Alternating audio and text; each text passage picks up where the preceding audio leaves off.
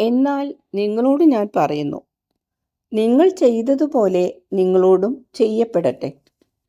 അത് മാനുഷികമായ നീതിയായിരിക്കും. എന്നാൽ സാധാരണ മനുഷ്യന് അതീതമായ ഒരു പരിഹാരമാണ് നിങ്ങളോട് ഞാൻ ആവശ്യപ്പെടുന്നത്. നിങ്ങൾ ഭയപ്പെടുന്ന കുഷ്ഠം നിങ്ങളെ ബാധിച്ചതുകൊണ്ടാണ് ജനം നിങ്ങളെ ഉടൻ പിടിച്ചു കൊല്ലാത്തത്.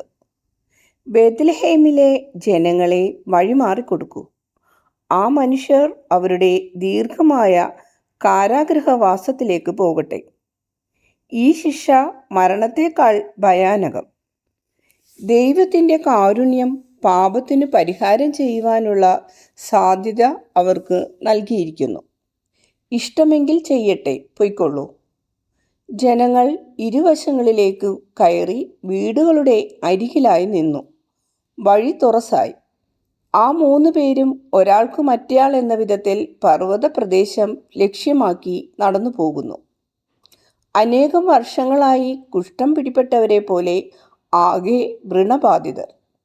ആകെ നിശബ്ദത. നേരം മങ്ങിത്തുടങ്ങി. ഈ 3 പേരുടെയും തേങ്ങൽ മാത്രം കേൾക്കാം. വഴിയിൽ തീയിട്ട ശേഷം ധാരാളം വെള്ളമൊഴിച്ചു ശുദ്ധമാക്കുക. നിങ്ങൾ പടയാളികൾ പോയി വിവരമറിയിക്കൂ. ഏറ്റവും പരിപൂർണമായ മോശയുടെ നിയമപ്രകാരം നീതി നടത്തപ്പെട്ടു എന്ന്. യുവാവിൻ്റെ അമ്മയെ ശുശ്രൂഷിച്ചു കൊണ്ടിരിക്കുന്ന സ്വന്തം അമ്മയുടെയും അൽഫേസിൻ്റെ ഭാര്യ മേരിയുടെയും പക്കലേക്ക് ഈശോ പോകുവാൻ തുടങ്ങുന്നു. ആബേൽ അവൻ്റെ അമ്മയുടെ തണുത്ത കൈകൾ തടവുകയും ചുംബിക്കുകയും ചെയ്തുകൊണ്ടിരിക്കുകയാണ്. പേടിച്ചരണ്ട ബേത്ലഹേം നിവാസികൾ വളരെ ആദരവോടെ ഈശോയോട് അഭ്യർത്ഥിക്കുന്നു, കർത്താവേ, നീ യഥാർത്ഥത്തിൽ ശക്തനാണ്. ഞങ്ങളോട് പ്രസംഗിക്കണമേ.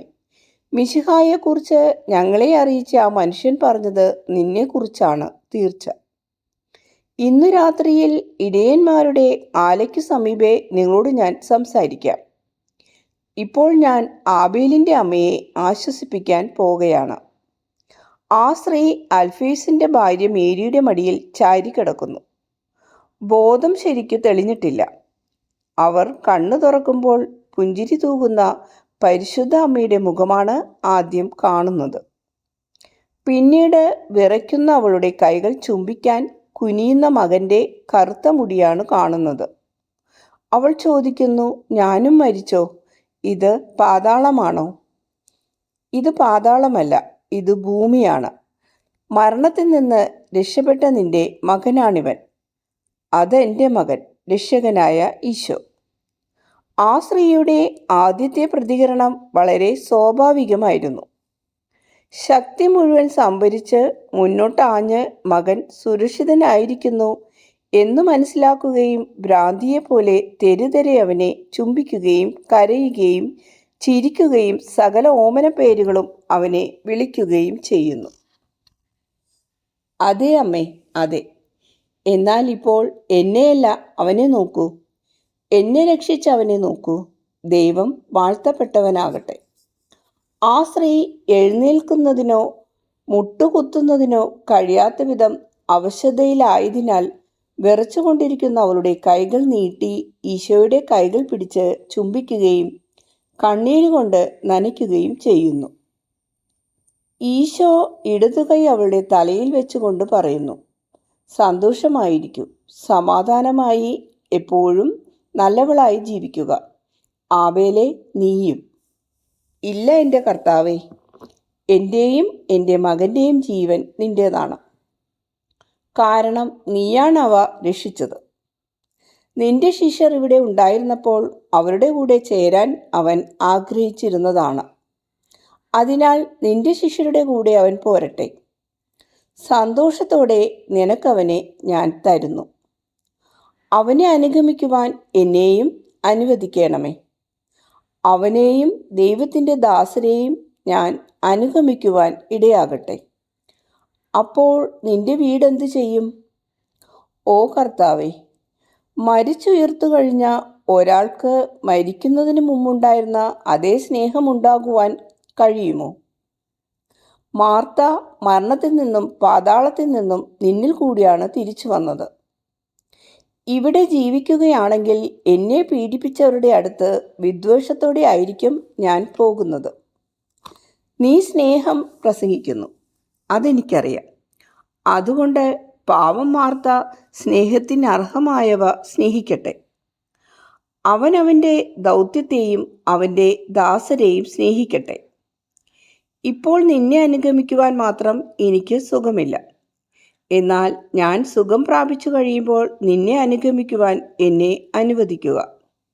ഞാൻ നിന്റെയും എൻ്റെ ആബേലിൻ്റെയും കൂടെ ആയിരിക്കട്ടെ. നീ നിന്റെ മകനെയും എന്നെയും അനുഗമിക്കും. ഇപ്പോൾ സന്തോഷവും സമാധാനവുമായിരിക്കുക. എൻ്റെ സമാധാനം നിന്നോടുകൂടെ, ദൈവം നിന്നോടുകൂടെ ഉണ്ടായിരിക്കട്ടെ. ആ സ്ത്രീ അവളുടെ മകൻ്റെയും കാരുണ്യമുള്ള മറ്റാളുകളുടെയും സഹായത്താൽ വീട്ടിലേക്ക് കയറുന്നു. ഈശോ, ആട്ടിടയന്മാർ, അപ്പസ്തോലന്മാർ, അമ്മ, അൽഫേസിൻ്റെ ഭാര്യ മേരി എന്നിവരോടുകൂടെ റോഡിൻ്റെ അവസാന ഭാഗത്ത് വയലിലെ ആലയിലേക്ക് പോകുന്നു. രാത്രിയായതിനാൽ വെളിച്ചം കിട്ടുന്നതിന് ആഴി കൂട്ടിയിരിക്കുന്നു. അതിനു ചുറ്റുമായി ധാരാളം ആളുകൾ ഈശോയുടെ പ്രസംഗം കേൾക്കാൻ വന്നുകൂടിയിട്ടുണ്ട്. അന്നത്തെ സംഭവങ്ങളെക്കുറിച്ച് സംസാരിച്ചു കൊണ്ടവർ കാത്തിരിക്കുകയാണ്. ആബേലും വന്നിട്ടുണ്ട്. അനേകം പേർ അവനെ അനുമോദിക്കുകയും അവൻ്റെ നിരപരാധിത്വം അവർക്കറിയാമായിരുന്നു എന്ന് പറയുകയും ചെയ്യുന്നു. അവരോട് മറുപടി പറയാതിരിക്കുവാൻ യുവാവിന് കഴിയുന്നില്ല. എന്നാൽ നിങ്ങളും എന്നെ കൊല്ലാൻ ഒരുങ്ങിയല്ലോ. ജോയൽ കൊല്ലപ്പെട്ട അതേ സമയം എൻ്റെ വീട്ടുപടിക്കൽ വെച്ച് എന്നെ സ്വാഗതം ചെയ്തവർ പോലും എന്നെ വധിക്കുന്നതിന് തയ്യാറായല്ലോ. എന്നാൽ ഈശോയുടെ നാമത്തിൽ നിങ്ങളോട് ഞാൻ ക്ഷമിക്കുന്നു. ഈശോ ആലയിൽ നിന്ന് ജനങ്ങളുടെ അടുത്തേക്ക് വരുന്നു. അപ്പസ്തോലന്മാർ ഈശോയുടെ ചുറ്റും, ആട്ടിടയന്മാരും സ്ത്രീകളും പിന്നാലെയും.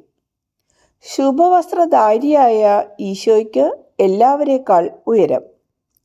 നിങ്ങൾക്കെല്ലാവർക്കും സമാധാനം. ഈ സ്ഥലത്തേക്കുള്ള എൻ്റെ ആഗമനം നിങ്ങളിൽ ദൈവരാജ്യം സ്ഥാപിക്കുന്നതിന് ഉപകരിച്ചെങ്കിൽ ദൈവം വാഴ്ത്തപ്പെട്ടവനാകട്ടെ. എൻ്റെ ഈ വരവ് കൊണ്ട് നിരപരാധിത്വം പ്രകാശിക്കാനിടയായെങ്കിൽ ദൈവം വാഴ്ത്തപ്പെട്ടവനാകട്ടെ. തക്ക സമയത്തുള്ള എൻ്റെ ആഗമനം കൊണ്ട് ഒരു കുറ്റകൃത്യം തടയപ്പെടുകയും 3 കുറ്റവാളികൾക്ക് സ്വയം രക്ഷയിലേക്ക് വരുന്നതിനുള്ള സാധ്യത നൽകപ്പെടുകയും ചെയ്തെങ്കിൽ ദൈവം വാഴ്ത്തപ്പെട്ടവനാകട്ടെ.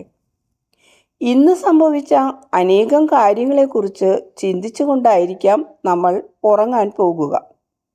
രാത്രിയുടെ ഇരുട്ട് 2 ഹൃദയങ്ങളുടെ സന്തോഷത്തെയും 3 ഹൃദയങ്ങളുടെ ദുഃഖത്തെയും ആവരണം ചെയ്യും. നിർമ്മലമായ ഒരു മൂടുപടം എന്ന പോലെ ആദ്യം പറഞ്ഞവരുടെ സന്തോഷാശ്രുക്കളും രണ്ടാമത് പറഞ്ഞവരുടെ കൈപ്പേറിയ കണ്ണീരും മറക്കപ്പെടും. എന്നാൽ ദൈവം അത് കാണുന്നു. ഇന്നത്തെ സംഭവങ്ങളിൽ നിന്നെല്ലാം ഒരു സംഗതി നമ്മൾ മനസ്സിലാക്കുവാൻ ഇടയാകുന്നുണ്ട്. അതായത്, ദൈവം തന്ന നിയമങ്ങളിൽ ഒന്നുപോലും പ്രയോജനരഹിതമല്ല എന്ന്. ദൈവം തന്ന പ്രമാണങ്ങളിൽ പേരിനു മാത്രം കർശനമായി ഇസ്രായേൽ പാലിക്കുന്നു. നിയമത്തിൻ്റെ അക്ഷരങ്ങൾ ഒന്നും വിടാതെ നിർബന്ധമായി അനുസരിക്കപ്പെടുന്നു.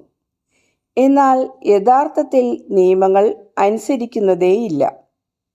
നിയമം വിശകലനം ചെയ്ത് കീറിമുറിച്ച് ചീന്തി വക്രബുദ്ധി കൊണ്ട് വളച്ചൊടിച്ച് കീഴ്മേൽ തകിടം മറിച്ച് ദണ്ഡിപ്പിച്ച് ഇല്ലായ്മയുടെ വക്കുവരെ എത്തിക്കുകയാണ് ചെയ്യുന്നത്. അഴുകാതെ സുഗന്ധദ്രവ്യം ഉപയോഗിച്ച് സൂക്ഷിച്ചു വച്ചിരിക്കുന്ന ശവം മമ്മി പോലെ ആയി തീർന്നിട്ടുണ്ട്. നിയമം മമ്മിക്ക് ശ്വാസമോ രക്തചംക്രമണമോ ചലനമോ ഇല്ല. ഗാഢമായ ഉറക്കം പോലെ. അതുപോലെയാണ് ഇപ്പോൾ നിയമം. ജീവനില്ല, ശ്വസനമില്ല, രക്തവുമില്ല. അതിന്മേൽ ഇരിക്കാം, എന്തു വേണമെങ്കിലും അതിന്മേൽ വയ്ക്കാം. ഒരെതിർപ്പും ഉണ്ടാകുകയില്ല, കാരണം അതിന് ജീവനില്ല. അതുപോലെ വളരെ പേർ നിയമത്തെ ഇരിപ്പിടമാക്കുന്നു. സാധനങ്ങൾ വയ്ക്കുകയും വൃത്തികേടുകൾ കൂന കൂട്ടുകയും ചെയ്യുന്നു. തങ്ങളുടെ മരിച്ചുപോയ മനസാക്ഷി തീർച്ചയായും അവരോട് എതിർക്കുകയില്ല. ഇസ്രയേലിൻ്റെ ഒരു വലിയ വിഭാഗത്തെ നൈൽ നദീ തടങ്ങളിലും ഈജിപ്തിലെ മരുഭൂമികളിലും കാണുന്ന പാറത്തടികളോട് താരതമ്യപ്പെടുത്താൻ കഴിയും. കട്ടിപിടിച്ച് പാറയായി തീർന്നിരിക്കുന്ന അവ ഒരു കാലത്ത് ജീവിച്ചിരുന്നവ മനോഹരമായ ഇലകൾ, പുഷ്പങ്ങൾ, ഫലങ്ങൾ ഇവ വഹിച്ചിരുന്നവയായിരുന്നു. ആ വൃക്ഷങ്ങൾ നിന്നിരുന്ന സ്ഥലം ഭൗമ്യ പറുദീസ പോലെ മനോഹരമായി മനുഷ്യർക്കും മൃഗങ്ങൾക്കും വിശ്രമ സങ്കേതങ്ങളായി. മരുഭൂമിയിലെ വരൾച്ചയും ചുട്ടുപഴുത്ത മണൽ ഉളവാക്കുന്ന കടുത്ത ദാഹം, വായിലേക്ക് മണൽ കടക്കുവാനിടയാക്കുന്ന ചൂടുകാറ്റ്, ഇവയിൽ നിന്നെല്ലാം രക്ഷ പ്രാപിക്കാനുള്ള സങ്കേതം. അല്പസമയം കൊണ്ട് ശവശരീരങ്ങളെ ചുണ്ണാമ്പുകട്ട പോലെ ഉണക്കി മാംസത്തെ പൊടിയാക്കി അസ്ഥികൂടത്തെ മാത്രം അവശേഷിപ്പിക്കുന്ന സൂര്യൻ്റെ കരുണയില്ലായ്കയെ അവർ വിസ്മരിക്കാൻ ഇടയാക്കുന്നു. ഇങ്ങനെയുള്ള അസ്ഥികൂടങ്ങൾക്ക് നല്ല മിനുസം. സമർത്ഥനായ ഒരു ശില്പി പണിതു മിനുക്കിയതാണെന്ന് തോന്നിക്കും. ഈ വൃക്ഷത്തണലിൽ ഇരിക്കുമ്പോൾ ഇതെല്ലാം യാത്രക്കാർ മറന്നുപോകുന്നു. കാരണം അവർക്ക് തണലും കുടിവെള്ളവും തുടർന്നുള്ള യാത്രക്കുള്ള ശക്തി ലഭിക്കാൻ പഴങ്ങളും ഈ സ്ഥലത്ത് കിട്ടുന്നുണ്ട്.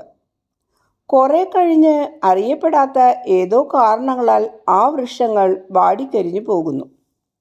ശപിക്കപ്പെട്ട വസ്തുക്കൾ പോലെ നശിച്ച അവ മൃഗങ്ങളെ ഓടിക്കാൻ രാത്രിയിൽ ആഴികൂട്ടുന്നതിനോ വിദൂരത്തു നിന്നും വരുന്ന യാത്രക്കാരുടെ രാത്രി വിശ്രമത്തിൽ ഈർപ്പമില്ലാത്ത വായു ലഭിക്കുന്നതിന് തീയിടാനോ മാത്രമേ ഉപകരിക്കൂ. വിറകിന് കൊള്ളില്ല, കാരണം അവ കല്ലുപോലെ ആയിപ്പോയി. മന്ത്രവാദം കൊണ്ട് സംഭവിച്ചാൽ എന്ന പോലെ മണൽ ഉള്ളിലേക്ക് കടന്ന് വേര്, തടി, ശിഖരങ്ങൾ എല്ലായിടത്തും വ്യാപിച്ച് ഇലകൾ വരെ എത്തി. കാറ്റ് ഇളം ചില്ലകളെ ഒടിക്കുകയും ഒരേ സമയം കടുപ്പമുള്ളതും മയമുള്ളതുമായ വേൺകല്ല് പോലെ നടുവെ കീറിക്കളയുകയും ചെയ്യുന്നു. എന്നാൽ ബലമുള്ള കമ്പുകൾ തായ്തടിയോട് ചേർന്ന് നിൽക്കും. ക്ഷീണിതരായി മണലാരണ്യത്തിലൂടെ വരുന്ന കച്ചവട സംഘത്തെ ചതിക്കും. കണ്ണഞ്ചിക്കുന്ന സൂര്യപ്രകാശത്തിൽ കച്ചവടക്കാർ കാണുന്നത് നേരെ നിൽക്കുന്ന തടികളുടെ നിഴലാണ്. അവ വനമാണെന്ന് കരുതി, അവിടെ വെള്ളവും തണുപ്പും കിട്ടുമെന്ന് കരുതി കച്ചവട സംഘം അങ്ങോട്ട് പോകുന്നു. എന്നാൽ അവ മിഥ്യ മാത്രം, മരീചിക. മൃതമായവയുടെ യഥാർത്ഥ സാന്നിധ്യം കല്ലുപോലെയായി തീർന്ന തടി മാത്രം. ഞാനത് കണ്ടു. അന്ന് ഒരു കുഞ്ഞിനേക്കാൾ അല്പം കൂടെ മാത്രം പ്രായമേ എനിക്കുണ്ടായിരുന്നുള്ളൂ. എങ്കിലും ഭൂമിയിലെ ഏറ്റവും സങ്കടകരമായ ദൃശ്യങ്ങളിലൊന്നായി ഇപ്പോഴും ഞാനത് ഓർക്കുന്നു. അങ്ങനെയാണ് എനിക്കത് അനുഭവപ്പെട്ടത്. എന്നാൽ ഭൂമിയിലെ പൂർണ്ണമായും മരിച്ചു, പൂർണ്ണമായി സങ്കടം വരുത്തുന്ന കാര്യങ്ങൾ ഞാൻ കാണുകയും സ്പർശിക്കുകയും അനുഭവിക്കുകയും അളന്നു തൂക്കി നോക്കുകയും ചെയ്യുന്നതുവരെ മാത്രമേ അങ്ങനെ ചിന്തിച്ചുള്ളൂ. പദാർത്ഥപരമല്ലാത്തവ മൃതമായ പുണ്യങ്ങളും മൃതരായ ആത്മാക്കളും. ആദ്യം പറഞ്ഞവ ആത്മാക്കളിൽ മൃതമാണ്, പിന്നെ പറഞ്ഞവ സ്വയം കൊന്നുകളഞ്ഞവയാണ്. ഇസ്രയേലിന് നിയമമുണ്ട്, പക്ഷെ അത് മരുഭൂമിയിലെ വൃക്ഷങ്ങൾ പോലെ കഠിനമാക്കപ്പെട്ടവയും വെൺകല്ലും മൃതവും വഞ്ചനയും ഉള്ളതുമായി തീർന്നിരിക്കുന്നു. ഉപയോഗമില്ലാത്തത് ഉപദ്രവകരവും.